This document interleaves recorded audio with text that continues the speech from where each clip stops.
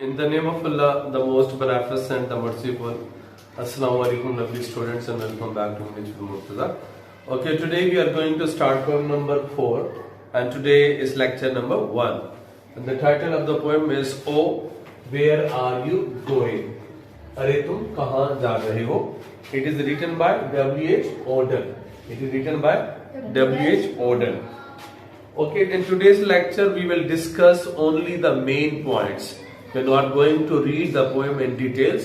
We will have a discussion about the important points. And tomorrow we will have a detailed discussion. What is this poem? What is in this poem? We will have a discussion tomorrow. Today, just important points of this poem. Okay, the first point is that this poem is written in ballad form. In which form this poem is written? Ballad form में है। ये poem की शक्ल में भाई ballad की शक्ल में। बैलेड क्या होता है? Ballad is a simple often sentimental song. Simple often often और often both are correct pronunciations. Simple often sentimental song, ये सादा सा और अक्सर ये जज्बाती किस्म का गीत होता है बैलेड। तो this poem is written in a form of a ballad. इस पोएम के अंदर जो वर्ड्स स्टेंजा है that is in quatrains. Word stanza is in quatrains, यानी कि इसमें 4 स्टेंजाज हैं and every stanza carries how many lines? 4 lines are there. तो that's why we call it the word stanza of this poem is in quatrains, is in quatrains. If you look at the rhyming scheme, then जो stanza number 1 है उसकी rhyming scheme क्या बनती है? ये भी book ABCD ABCD। हाँ जी, कैसे बनती है बताएं जरा। AB writer, burn, maiden, return. तो अब ये burn, return, these are rhyming words. Means के line 2 and 4 are rhymed with each other. दूसरी और चौथी लाइन जो है वो आपस में राइम्ड है, ठीक है। तो राइमिंग स्कीम क्या बन जाएगी? ABCD। Second stanza, third stanza, इनकी भी जो राइमिंग स्कीम है वो क्या है? ABCD। जो फोर्थ स्टेंजा है इसकी राइमिंग स्कीम बनती है ABBC।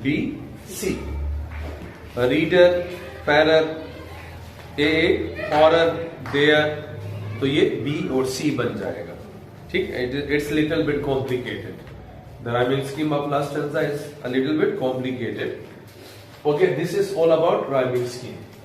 अब हम इसमें देखते हैं कि what type of figures of speech have been used. तो इसमें अलिटरेशन यूज हुआ है। अलिटरेशन क्या होता है? It is a repeated use of repeated use of consonants, consonant specially at the beginning of words. Repeated use of consonants specially at the beginning of words. तो ये consonant का repeated use है, बार बार एक ही consonant use होगा, ठीक हो गया। Consonant पता है ना, vowel A E I O U के अलावा जितने भी लेटर्स हैं दे आर कॉल्ड कॉन्सोनेंट। अब इसमें जो पोएम में यूज हुआ है ट्विस्टेड ट्रीज, क्या यूज हुआ है? Twisted trees. Did you see that shape in the twisted trees? Did you see that figure in the twisted trees? तो twisted trees जो है ये क्या है? यहाँ क्या यूज हुआ है? There is a use of alliteration। देखो ये T जो है कॉन्सोनेंट है, ये भी कॉन्सोनेंट है और इसका रिपीटेड यूज है। T 2 दफा यूज हो रहा है, तो दैट इज कॉल्ड alliteration। जितने भी टंग ट्विस्टर्स होते हैं they are the examples of alliteration। जैसे she sells, she shells on the sea shore, ठीक हो गया। तो रिपीटेड यूज ऑफ कॉन्सोनेंट है यहाँ। तो ट्विस्टेड ट्रीज याद रखना इस पोएम के पॉइंट ऑफ व्यू से, यहाँ अलिटरेशन यूज हुआ है। सिबिलेंस भी यूज हुआ है। सिबिलेंस क्या होता है? A consonant characterised by hissing sound. ऐसा कॉन्सोनेंट जो कि हिसिंग साउंड देता हो। हिसिंग साउंड समझते हैं? तो that is called a hissing sound. जैसे स्विफ्टली, सॉफ्टली, स्पॉट, स्किम। अब आप इन वर्ड्स को बोले तो हिसिंग साउंड आता है आपके मुंह में से। Stop, stop, stop, spot, swiftly, softly. तो hissing sound. So these words are giving hissing sound. So the poet has also used sibilance in this poem. तो ये stanza है आपका third. Behind you swiftly, the figure comes softly, swiftly, softly, spot, skip. Is it okay? तो ये consonant है S और ये hissing sound देता है, ठीक है? तो हम ये कहेंगे कि the poet has used sibilance. Swiftly, softly, skim, spot. Imagery का भी यूज हुआ है, इमेजेस का भी यूज हुआ है. इसमें ऑल्फैक्टरी इमेज का यूज हुआ है, ठीक है. ऑल्फैक्टरी का मतलब होता है कि व्हाट वी फील और टच, व्हाट वी फील और touch is called olfactory image. जिसको हम छूते हैं, महसूस करते हैं, वो ऑल्फैक्टरी इमेज होता है. अब मैं जूती के बगैर किसी जगह पे चलूं तो मुझे आइडिया हो जाएगा ना कि वो जगह किस तरह की है. अगर मैं ग्रास के ऊपर चल रहा हूं तो सॉफ्ट फील होगा, फूलों के ऊपर चल रहा हूं तो और ज्यादा सॉफ्ट फील होगा. अगर मैं कांटों के ऊपर चढ़ूंगा तो मुझे महसूस हो जाएगा देयर आर थॉर्न्स. तो such type of image is called olfactory image. ठीक हो गया. It is concern with teach with you can say feeling and touching. अब इस पोएम के अंदर जब वो कहता है ना पहला स्टेंजा में तीसरी line, yonder's the maiden whose order will matter, yonder's the maiden whose orders will matter. वहां गलासत का ढेर है जिसकी बू तुम्हें पागल कर देगी. अब ये बू है ना, स्मेल है, ऑर्डर है, तो यहां कौन सा इमेज यूज किया उसने? ऑल्फैक्टरी इमेज यूज किया. इसमें टेक्टाइल इमेजरी का भी यूज हुआ है, टेक्टाइल इमेज का. जब वो ये लास्ट स्टेंजा नंबर 3 में कहते हैं, सॉरी स्टेंजा नंबर 2 में, your footsteps feel from granite to grass. Your footsteps feel from granite, ये ग्रेनाइट नहीं होता, पत्थर, स्टोन, ग्रेनाइट, ठीक है. Your footsteps will feel from granite to grass.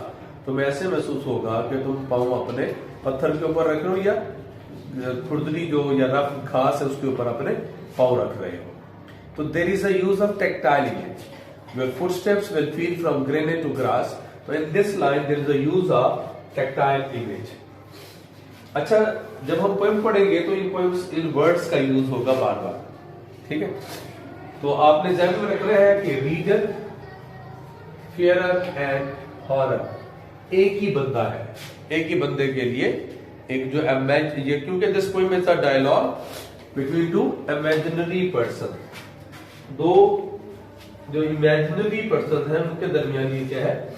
This poem is a dialogue between two imaginary persons personified as a reader and a writer.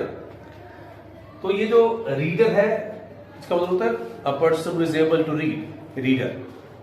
Fearer mean horrified, terrified, खौफजदा शख्स, डरा हुआ शख्स.